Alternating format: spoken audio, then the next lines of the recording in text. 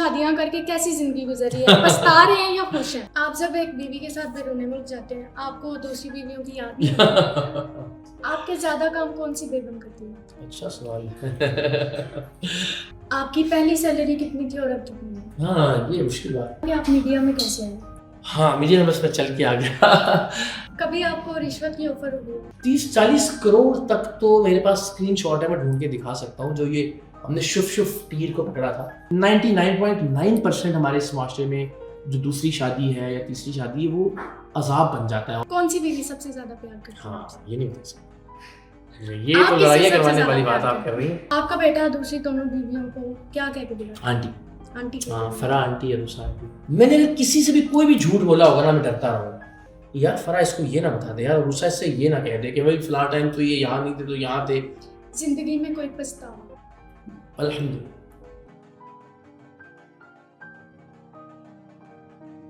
بسم اللہ الرحمن الرحیم. پاکستان سمیت دنیا بھر میں دیکھنے والوں کو السلام علیکم. میں ہوں امارہ چودھری.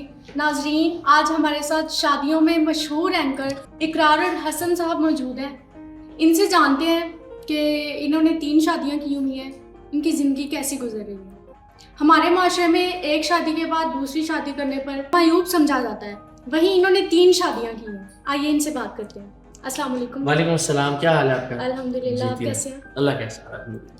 اچھا بتائیے گا 3 شادیاں کر کے کیسی زندگی گزری ہے, پچھتا رہے ہیں یا خوش ہیں؟ اللہ کا بڑا شکر ہے. میری زندگی تو بہت ساری چیزیں لوگوں کے سامنے ہی ہوتی ہیں, دوستوں کے ظاہر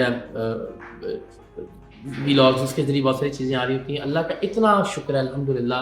ہر اعتبار سے جو ایک آئیڈیل لائف کوئی فیملی لائف گزار سکتا ہے وہ ہم گزار رہے ہیں سارے لوگ. اور اس میں ہمیشہ کہتا ہوں میرا کنٹریبیوشن جو ہے نا وہ 0 ہے. اس میں زیادہ کنٹریبیوشن جو 3 لڑکیاں 3 عورتیں میری زندگی میں ہے نا, ان کی اچھائی, ان کی بھلائی, وہ کوئی کمپیریزن نہیں کرتی کہ فلاں کے پاس یہ ہے تو میرے پاس یہ کیوں نہیں ہے, تو وہ وہاں گئی تو میں کیوں نہیں. سب اپنی اپنی زندگی میں اپنے اپنے کام میں, کوئی اپنی کوئی جم میں, کوئی اپنی ایکسرسائز میں, کوئی گھر کے کاموں میں اتنا مصروف ہے اور اپنی زندگی کو اتنے اچھے طریقے سے چلا رہا ہے کہ وہ مل کے ایک بڑا اچھا کمبینیشن بنتا ہے. تو میں تو اللہ کا احسان ہے خوش ہوں, لیکن میں کبھی یہ نہیں کہتا کہ لوگوں کو بھی ریکمینڈ کروں, اس لیے کہ وہ ہمیشہ ایک بات ہوتی ہے کہ آپ کا اپنا چہرہ اگر کسی کا سرخ ہو تو اپنے منہ پہ تھپڑ مار مار کے سرخ نہیں کر دینا چاہیے. ہر ایک آدمی کے اپنے حالات و واقعات ہیں, اس کی اپنی فائنینشیل کنڈیشنز ہیں, اس کا اپنا مزاج ہے. پھر جو عورتیں لڑکیاں اس کی زندگی میں آ رہی ہیں ان کے اپنے اپنے مزاج اور ڈفرینٹ مائنڈ سیٹ اور تھاٹس ہیں. تو یہ 99.9% ہمارے اس معاشرے میں جو دوسری شادی ہے یا تیسری شادی ہے وہ عذاب بن جاتا ہے, عورتوں کے لیے بھی, مرد کے لیے بھی, فیملی کے لیے بھی اور ارد گرد کے لوگوں کے لیے. آپ کو کبھی لگا نہیں کہ میں 3 شادیاں کر کے پھنس گیا؟ کبھی بھی نہیں, کبھی بھی نہیں. ہر جو ماشاءاللہ بیگم ہے اس نے زندگی میں بڑا اچھی ویلیو ایڈیشن کی ہے. ابھی جس طرح عروسہ کے ساتھ شادی ہوئی تو اس کی وجہ سے اینی کہ ایک بڑا جو پہلی بیگم ہے ان کا آپس کا بڑا فرینڈشپ ہو گئی اور وہ سب ایک دوسرے کا بڑا اچھا ٹائم گزارتے ہیں. پھر فرا جو ہے وہ ان کی شادی سے وہ ایک تھوڑی سی اسپیس مل جاتی ہے. تو ہر ایک وہ کیسے سمجھاؤں کہ وہ جو موتیوں کے دانوں کی طرح اپنی اپنی جگہ پہ ہر کوئی بڑا آئیڈیل. اور کبھی زندگی میں ایک سیکنڈ کے لیے یہ احساس نہیں ہو گیا یہ میں نے کیا کر دیا, کبھی بھی نہیں الحمدللہ. کون سی بیوی سب سے زیادہ پیار کرتی ہے؟ ہاں یہ نہیں ہوتا سکتا, یہ تو لڑائیاں کروانے والی بات آپ کر رہی ہیں. اچھا نہیں, اس میں بڑی آنیسٹی سے بتا دیتا ہوں. ہر ایک کا نا اپنا اپنا مزاج. اب مجھے یہ لگتا ہے کہ جو قرۃ العین ہیں میں ان سے سب سے زیادہ پیار کرتا ہوں, اس لیے کہ ہم نے بڑا مشکل وقت ساتھ دیکھا. ہم نے اسی شہر میں CD70 کے اوپر جو ہے نا گول گپے کھائے ہوئے ہیں اور یہ جو ریڑیاں لگی ہوتی ہیں ان سے دمچیاں اور کباب اور وہ, تو وہ ایک پورا سفر ہے اس کے ساتھ. دبئی کا پورا, پھر بیٹا علاج ظاہر قرۃ العین سے, تو وہ مجھے ظاہر ہے انہیں کے ساتھ ایک بڑا اور طرح کا ان سے بڑی ایک اور طرح کی محبت ہے. فرا کے معاملے میں یہ سمجھتا ہوں کہ میں جتنی بھی محبت اس سے کر رہا ہوں وہ مجھ سے زیادہ محبت کرتی ہے. تو اینی ذرا تھوڑی سی بے نیاز اور لاپرواہ ہے لیکن مجھے اس سے پیار ہے. یہاں فرا کے معاملے میں تھوڑا بے نیاز اور لاپرواہ ہوں تو فرا مجھ سے بڑی محبت کرتی ہے, بہت خدمت کرتی ہے. اور جو عروسہ ہے یہ ایک وہ جس طرح نیا بچہ نہیں آ جاتا گھر میں تو ہم سارے اس سے بہت پیار کرتے ہیں, اس کے نخرے لاڈ اٹھانا والا. تو ہر ایک کی نا اپنی اپنی زندگی میں جگہ ہوتی ہے, آپ کسی کو کسی سے کمپیئر نہیں کر سکتے کبھی, کیونکہ میں نے بتا دیا آپ کو. اللہ اچھا اگر وفاداری کی بات کریں تو کون سی بیوی سب سے زیادہ جس نے سب سے زیادہ وفا کی؟ سبھی نے بہت. دیکھیں نا بڑے بڑے مشکل وقت آتے ہیں ہر طرح سے اس بات کو سمجھنا. پھر جب ظاہر ہے 3 شادیاں ہوں تو اس میں بہت چیزوں پہ کمپرومائز کرنا, ہر بات کو ایشو نہ بنانا, کسی چیز پہ مقابلہ یا موازنہ نہ کرنا, لڑائی جھگڑا نہ کرنا. تو مجھے لگتا ہے کہ یہ تینوں کا ایکول کریڈٹ ہے کہ یہ رشتے خوبصورتی سے چل رہے ہیں. اچھا, عروسہ صاحبہ تو کافی ماڈرن تھی, آپ نے انہیں کیسے قائم کیا؟ نہیں, مجھے لگتا ہے کہ ہر ایک کا یہ حق ہے اور اس کا حقاق ہے کہ وہ اپنی شادی شدہ زندگی سے پہلے کیا زندگی گزار رہا تھا, لیکن اس کے بعد اگر وہ بھی میں کبھی بھی ایسے کسی بھی چیز کی مسلط کرنے بھی قائل نہیں ہوں کہ میں ڈنڈا رکھ کے سر پہ کہوں کہ نہیں ایسے کپڑے پہنو اور ایسے کپڑے نہ پہنو. مجھے لگتا ہے کہ وہ تینوں پڑھی لکھی ہیں, سمجھدار ہیں, دین اور دنیا کی اتنی معلومات ہیں کہ وہ اپنی زندگی کے فیصلے خود کر سکتی ہیں اور وہ خود جواب دیں دنیا میں بھی اور آخرت میں بھی. تو مجھے لگتا ہے کہ وہ ہر ایک کے پاس یہ استحقاق اور حق ہونا چاہیے کہ وہ اپنی زندگی کو کیسے گزاریں, لیکن کچھ بنیادی حدود آپ طے کر دیتے ہیں کہ اگر اس فیملی میں ایک ساتھ ہیں تو یہ چیزیں نہیں ہونی چاہیے, یا ان کے اوپر میری رائے ہے کہ ایسا نہ کیا جائے. بس اتنا ہی ہے, کوئی زبردستی نہیں ہوتی کسی کے ساتھ, نہ آپ کر سکتے ہیں کسی کے ساتھ زبردستی. آپ کا ماشاءاللہ ایک بیٹا بھی ہے. الحمدللہ. بیٹے نے تیسری شادی پہ اعتراض نہیں کیا؟ نہیں, وہ تو اس کی تو بڑی دوستی ہے فرح کے ساتھ. فرح کے ساتھ بھی بہت اچھا پیار کا احترام کا تعلق ہے. ابھی وہ عید پہ رمضان میں کراچی آیا تھا تو ساری عید کی شاپنگ اور فرح نے کروائی اس کو ساتھ. یہاں وہ عروسہ کے ساتھ کافی پہ جاتا ہے, سائیکلنگ کرتے ہیں یہ لوگ سارا, اور ماں کے ساتھ اتنا ایک کو ہے. تو الحمدللہ اس نے نہ اعتراض کیا نہ اس کی زندگی پہ کوئی فرق پڑا میرے اس فیصلوں سے. آپ کا بیٹا دوسری دونوں بیویوں کو کیا کہہ کے دیا؟ آنٹی فرح آنٹی, عروسہ آنٹی. ان کا کیا سلوک ہے, ان کا کیا رویہ؟ بہت اچھا, میں نے بتایا نا, وہ تو فرح عروسہ کے ساتھ تو فرینڈشپ ہے, دوستی والا ماحول ہے. رات کو چوری کھانا آرڈر کرنا ہے, یا کہیں کسی کافی شاپ پہ جانا ہے, یا سائیکلنگ کرنی ہے, جم ساتھ جانا ہے, وہ ساتھ ہی ہوتے ہیں. اور فرح کے ساتھ اس کا ذرا تھوڑا سا سیریس والا, سنجیدہ والا, رسپیکٹ والا تعلق ہے. وہ بھی اس کا بڑا خیال رکھتی ہے. ابھی میں نے بتایا کہ وہ شاپنگ عید کی اسی کے ساتھ جا کے کی اس نے. اور اینی کے ساتھ تو ہے ماں جیسا ہوتی ہے, کبھی ڈانٹتی ہے, کبھی ڈراتی ہے, کبھی پیار کرتی ہے, کبھی کھانے بنا کے کھلاتی ہے. تو جیسا ماں کا رشتہ ہے وہ تو بہت تینوں کا بہت اچھا تعلق ہے. اور پہلاج بھی بہت باادب, بہت رسپیکٹفل تینوں کی طرف, اور ماشاء اللہ اچھا بچہ ہے. آپ جب ایک بیوی کے ساتھ بیرون ملک جاتے ہیں, آپ کو دوسری بیویوں کی یاد نہیں, اس کی وجہ یہ ہوتی ہے کہ ایک تو یہ کبھی بھی وہ 5-7 دن سے زیادہ ہم رہتے نہیں ہیں باہر. پھر دوسرا یہ پتہ ہوتا ہے کہ یار ابھی چونکہ اگر فرح کے ساتھ ہوں تو لیٹس سے 3 مہینے بعد یا 2 مہینے بعد عروسہ اور عین کے ساتھ بھی مجھے جانا ہے. تو وہ شیڈیول ایک بنا ہوا ہوتا ہے کہ جس میں یہ نہیں ہوتا کہ بس آپ ایک ہی بیگم کے ساتھ جا رہے ہیں بار اور باقی. تو کوشش کرتا ہوں کہ اس میں تھوڑا سا بیلنس ایسا ہو کہ سب کے ساتھ برابر کا وقت گزر جائے باہر.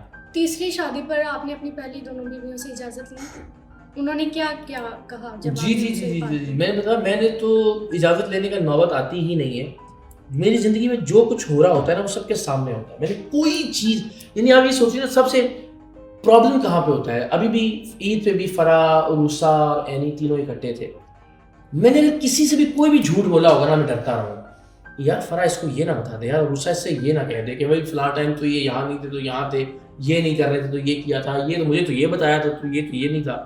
تو جب آپ زندگی میں سچے ہوتے ہیں نا تو پھر آپ کو کوئی گھبراہٹ نہیں ہوتی. کوئی کسی سے ملتا رہے, تینوں اکٹھے بیٹھے ہوں, برائیاں کریں, خامیاں کریں, اچھائیاں بیان کریں, کوئی فرق نہیں پڑتا. اس لیے کہ آپ کو یہ یقین ہے کہ میں نے ان میں سے کسی کے ساتھ بھی کوئی ایسی بات یا ایسا جھوٹ نہیں بولا کہ اگر کسی کے سامنے کوئی بات کھل جائے گی تو مجھے ایک شرمندگی ہوگی. تو مجھے یہ لگتا ہے کہ بس سب سے اچھی بات ہوتی ہے کہ سب کے سامنے جینوئن رہیں, سچی بات کریں, اور جو کچھ آپ کی لائف میں ہو رہا ہے وہ ان کو پتہ ہو. میری زندگی میں کچھ ایسا نہیں ہوتا جو میری بیویوں کو, میری بیگمات کو پتہ نہیں ہوتا. تو جب عروسہ کے ساتھ شادی کا ایک سلسلہ بن رہا تھا وہ تب سب کو پتہ تھا. فرح کے ساتھ شادی کا سلسلہ تھا, میں نے آپ کو بتایا کہ یعنی فون پر تھی. تھوڑا سا سننے میں دیکھیں, میں پتہ نہیں, مجھے لگتا ہے اس کو کبھی بھی گلوریفائی میں ہو جاتا ہے یہ, لیکن اس کو کبھی نا بڑھا چڑھا کے نا ٹی وی پہ بیٹھ کے بات نہیں کرنی چاہیے, یا اس کو گلوریفائی نہیں کرنا چاہیے. اس کی وجہ یہ ہے کہ ہماری بہت ساری بہنیں, بہت ساری بیٹیاں گھروں میں انسیکیور ہوتی ہیں. شوہر پہ ایک منٹ کی نظر ہوتی ہے, آج یہ اس لڑکی کے ساتھ فلرٹ کر رہا ہے, آج یہ دوسری شادی نہ کر لے. تو گھروں کے اندر اس قسم کی گفتگو کو اگر ہم بڑھا چڑھا کے یا خوبصورت بنا کے پیش کرتے ہیں تو مجھے لگتا ہے پرابلمس ہوتے ہیں.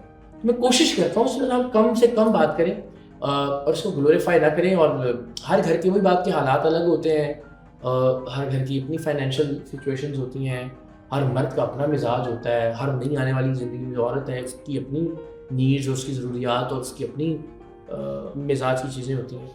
میں خیال بس اتنا ہی ہونا چاہیے اس پہ. آپ کے زیادہ کام کون سی بیگم کرتی ہے؟ اچھا سوال ہے.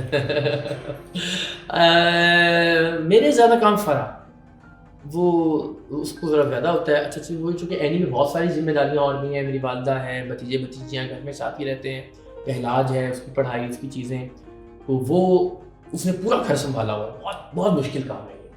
اور فرا کو چونکہ صرف میرا ہی خیال رکھنا ہوتا تو ذرا زیادہ میرا خیال کرتی. اور عروسہ بس ماشاء اللہ اب تو وہ نہیں کہتی ہے. آپ کے بیٹے کو کون سی بیوی سنبھالتی ہے؟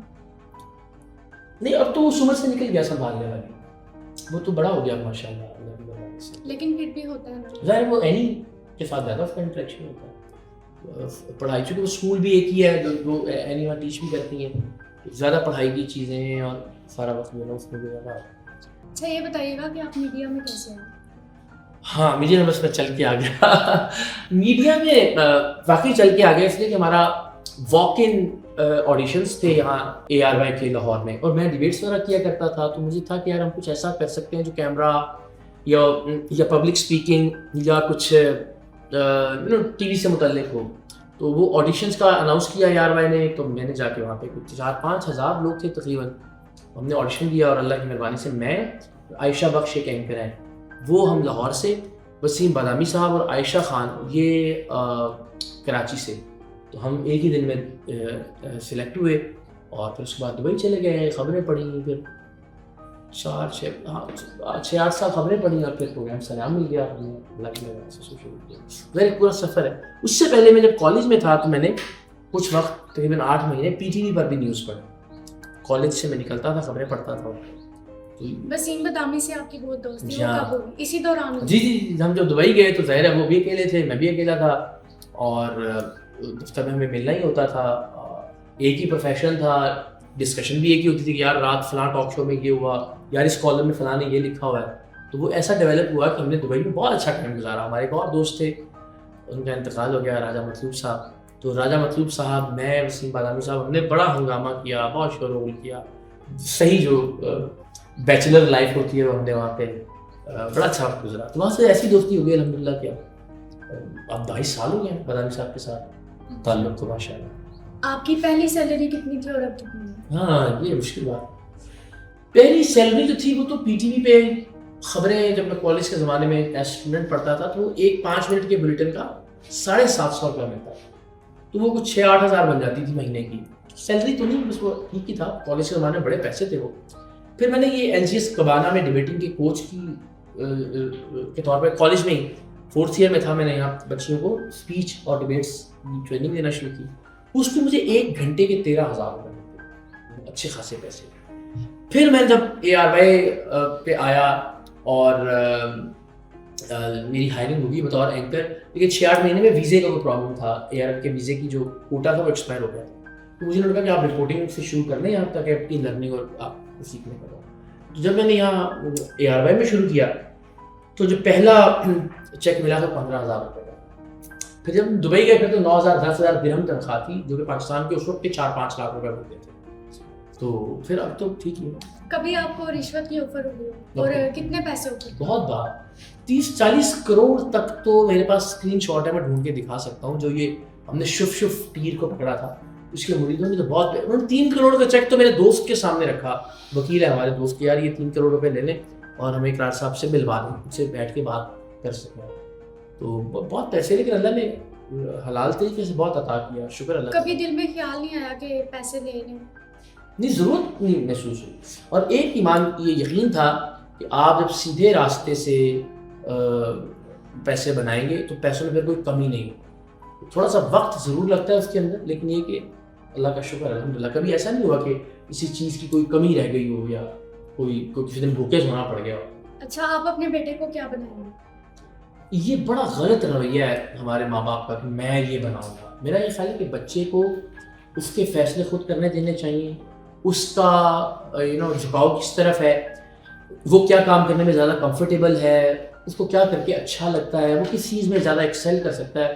یہ جو بچپن میں ہوتا ہے کہ میں اپنے پوتوں ڈاکٹر بناؤں گا یا انجینئر بناؤں گا, تو وہ کوئی اتنی اچھی روش نہیں ہے. میں نے پہلاج پہ کبھی اپنی سوچ مسلط نہیں کی کہ تمہیں یہ بننا ہے.